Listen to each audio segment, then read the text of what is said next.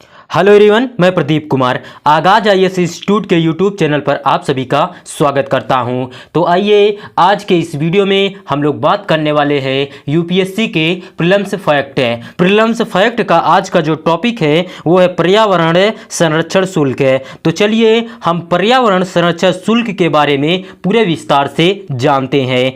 तो देखिए पर्यावरण संरक्षण शुल्क क्या है, आइए देखते हैं। तो देखिए राष्ट्रीय हरित अधिकरण को सौंपी गई केंद्रीय प्रदूषण नियंत्रण बोर्ड सीपीसीबी की रिपोर्ट के अनुसार सीपीसीबी द्वारा एकत्र किए गए पर्यावरण संरक्षण शुल्क इन्वायरमेंट प्रोटेक्शन चार्ज ईपीसी और पर्यावरण क्षतिपूर्ति ईसी का एक महत्वपूर्ण हिस्सा खर्च नहीं किया गया है। केंद्रीय प्रदूषण नियंत्रण बोर्ड द्वारा एकत्र किए गए ईपीसी और ईसी का 80% हिस्सा खर्च नहीं किया गया है।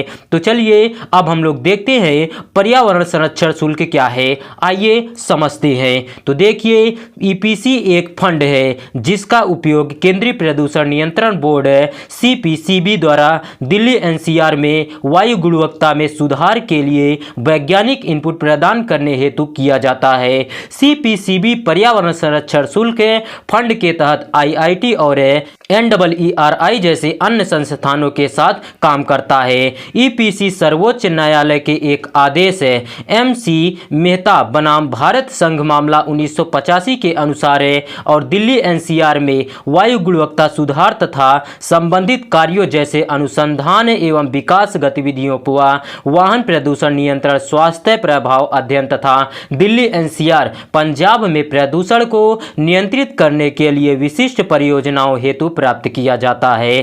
सीपीसीबी को राज्य प्रदूषण नियंत्रण बोर्ड द्वारा एकत्र किए गए पर्यावरणीय मुआवजे का 25% भी मिलता है। यह विभिन्न मामलों में प्रदूषण फैलाने वालों डिफॉल्टरों से सीधे पर्यावरणीय दंड भी वसूल करता है। वर्ष 2016 में सर्वोच्च न्यायालय ने दिल्ली और एनसीआर में 2000 सीसी तथा उससे ऊपर की डीजल कारों की बिक्री पर 1% का ईपीसी लगाया।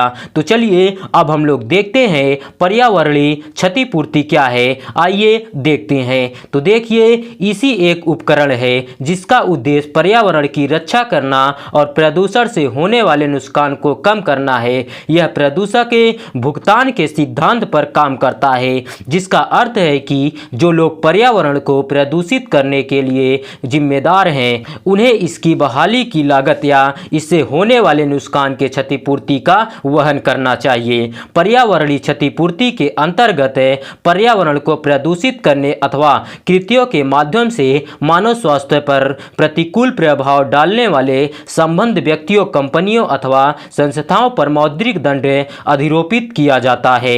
इन दंडों का उद्देश्य पर्यावरणीय क्षति से जुड़ी लागत की वसूली करना और भविष्य में ऐसे उल्लंघनों की रोकथाम करना है। तो चलिए अब हम लोग देखते हैं सीपीसीबी क्या है, आइए समझते हैं। तो देखिए केंद्रीय प्रदूषण नियंत्रण बोर्ड एक वैधानिक संगठन है जिसका गठन वर्ष 1974 में जल प्रदूषण निवारण तथा नियंत्रण अधिनियम 1974 के तहत किया गया था। सीपीसीबी को वायु प्रदूषण निवारण और नियंत्रण अधिनियम 1981 के अधीन भी शक्तियां और कार्य सौंपे गए। यह एक क्षेत्रीय गठन के रूप में कार्य करता है और पर्यावरण संरक्षण अधिनियम 1986 के प्रावधानों के तहत पर्यावरण तथा वन एवं जलवायु परिवर्तन मंत्रालय को तकनीकी सेवाएं भी प्रदान करता है। तो चलिए अब हम लोग देखते हैं राष्ट्रीय हरित अधिकरण क्या है, आइए समझते हैं। सबसे पहले हम लोग इसकी स्थापना के बारे में जानते हैं। तो देखिए राष्ट्रीय हरित अधिकरण नेशनल ग्रीन ट्रिब्यूनल एनजीटी की स्थापना अक्टूबर 2010 में राष्ट्रीय हरित अधिकरण अधिनियम 2010 के तहत की गई थी। इसका प्राथमिक उद्देश्य पर्यावरण संरक्षण, वनों के संरक्षण और प्राकृतिक संसाधनों के संरक्षण से संबंधित मामलों के त्वरित एवं कुशल समाधान की सुविधा प्रदान करना है। वर्तमान में एनजीटी की बैठक के लिए नई दिल्ली प्रमुख स्थान है। भोपाल, पुणे, कोलकाता और चेन्नई को ट्रिब्यूनल की बैठक के अन्य 4 स्थानों के रूप में नामित किया गया है। तो चलिए अब हम लोग इसके संरचना के बारे में जानते हैं। तो देखिए, अधिकरण का अध्यक्ष इसका प्रमुख होता है जो प्रधान पीठ का पद धारण करता है और इसमें न्यूनतम 10 किंतु 20 से अधिक न्यायिक सदस्य तथा विशेषज्ञ सदस्य होते हैं। अध्यक्ष की नियुक्ति भारत के मुख्य न्यायाधीश के परामर्श से केंद्र सरकार द्वारा की जाती है। न्यायिक सदस्यों और विशेषज्ञ सदस्यों की नियुक्ति के लिए केंद्र सरकार द्वारा एक चयन समिति का गठन किया जाता है। तो चलिए अब हम लोग इसके कानूनी आदेश के बारे में जानते हैं। तो देखिए, अधिकरण का क्षेत्राधिकार पर्यावरणीय अधिकारों को कार्यान्वित करने, व्यक्तियों और संपत्ति के नुकसान के लिए राहत क्षतिपूर्ति प्रदान करने, पर्यावरण संरक्षण से संबंधित समस्या का समाधान करने तक विस्तृत है। यह प्राकृतिक न्याय के सिद्धांतों द्वारा निर्देशित नागरिक प्रक्रिया संहिता 1908 में निर्धारित प्रतिक्रियात्मक नियमों से स्वतंत्र रूप से संचालित होता है। राष्ट्रीय हरित अधिकरण अधिनियम 2010 की अनुसूची 1 में उल्लिखित कानूनों में शामिल विषयों से संबंधित पर्यावरणीय क्षति के लिए राहत और मुआवजे की मांग करने वाला कोई भी व्यक्ति अधिकरण से संपर्क कर सकता है। अनुसूची 1 में कानून है जल प्रदूषण निवारण और नियंत्रण अधिनियम 1974, जल प्रदूषण निवारण और नियंत्रण उपकरण अधिनियम 1977 और वन संरक्षण अधिनियम 1980,